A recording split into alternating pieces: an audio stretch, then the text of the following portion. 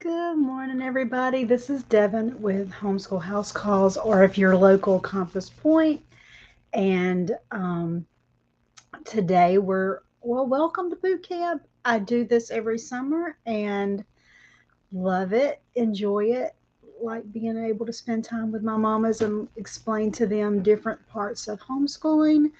And today is a welcome, and I think this is the only week that we will do one today and we will do one tomorrow. So um, this weekend we'll worry over, we'll discuss law. As y'all know, the ones of y'all who know me know that I live in Alabama, so I'll use that as the example. But regardless of where you live, you will be able to use that and apply it to yourself. So let's talk a little bit about law. It's really hard to have a one sided conversation. I'm not doing this in Facebook, it's only on the YouTube channel. So I know that there'll be some later conversation when we post it in the groups. But the first thing, you have to have a place to find it. I know it can be very, very overwhelming when you start. So we don't want that for you. So drop questions below, and what I will do is come back tomorrow and answer questions. Um, I don't really like reinventing the wheel. So when we look at law, I usually send people to Homeschool Legal Defense. They are a national group of lawyers. They support homeschool law. They started, oh gosh, it's probably been almost 30 years ago. Fabulous group. They do way more than legal representation at this point. They have lots and lots of resources. But the thing is you can go in there and get information on law without being a member. They're very supportive, very easy to talk to. So I am not a lawyer. I never would never want to say that I'm a lawyer. That's not who I am. But I am a mom, and homeschool law is something I'm in. So let's look at the different parts of what you're looking at when you look at law in your area. Let's see. Can I share this screen? Let's see. They move the settings around. Give me just a minute. Let's see. Share screen. Going to look there. Okay. So when you're looking at law, you're looking at different parts. So this is Alabama. So here is Alabama homeschool law at a glance. We have three options. That means there are three different ways to homeschool in Alabama. Um, Required ages, 6 through 17.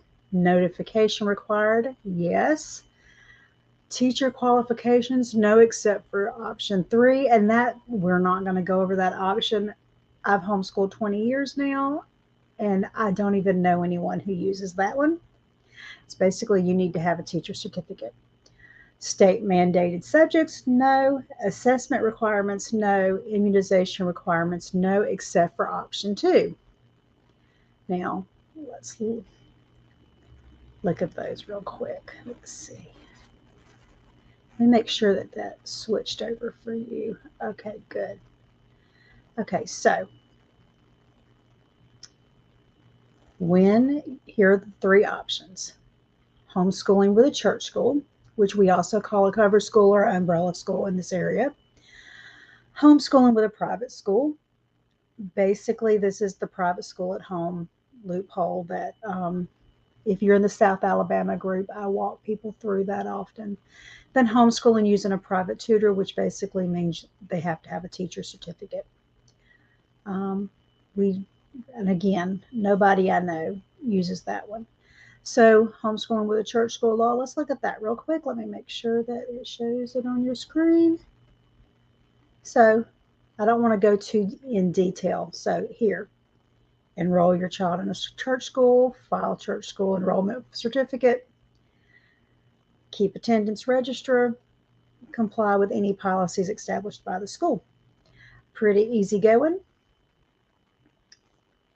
Private school, notify your local superintendent, keep an attendance register, obtain proof of immunization or exemption, teach physical education, and then with a private tutor, select a private tutor who with the required qualifications, that which is a certified teacher. Ensure your child is instructed for the required number of days, and the private tutor must comply with reporting and record keeping requirements. So there are requirements there. There's a lot of time, even the teachers I know do not use that law. So let's go. What do they have next? So that is the basic. Let me unshare for a minute. Now, can you look this up and look at the actual codes? Yes. You can go over here as Justia. I don't know how to say that. U.S. law. You can actually go in here. Go in here and let's see. Search church. I didn't spell that right. Church school law. Let's see. Make sure you're seeing what I'm seeing. Yeah. No, you're not. That means we need to fix this, right? See, you're not seeing what I'm saying. Stop screen share. Let's start this over. Sorry, didn't mean to do that.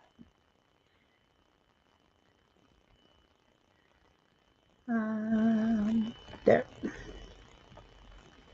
So this is Justia. Now let's make sure y'all see that. Yes.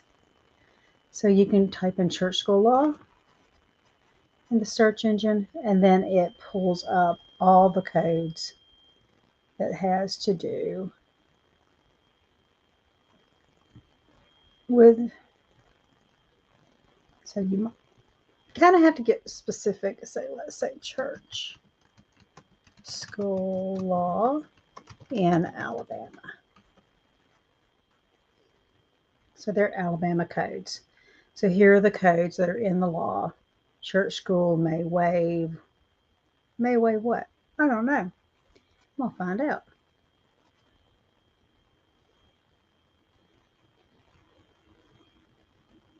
You may waive exemptions. So this is why most church schools do not